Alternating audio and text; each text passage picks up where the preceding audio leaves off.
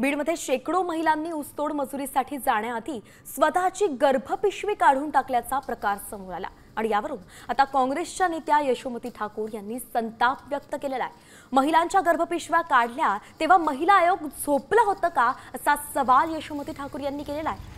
ऊसतोड कामगार महिलांचा प्रश्न खूप मोठा असून याकडे लक्ष केंद्रित करण्याची गरज आहे। मात्र गर्भपिशवी काढली जाती आणि याकडे नेमकं महिला आयोगाचं दुर्लक्ष होतं, यावरून यशोमती ठाकूर संतापल्या आहेत। एक नवं प्रकरण ज्यावरून पुन्हा एकदा महिला आयोगावरती टीकास्त्र डागलं जात आहे।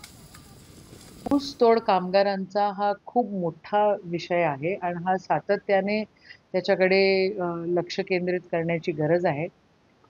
त्याच्यामध्ये स्पेशल हिअरिंग्ज झाले पाहिजे। त्याच्यामध्ये का बरं असं, म्हणजे असं काय होतं तिथं की इतक्या महिलांचे गर्भाशय काढून टाकलेले आहेत।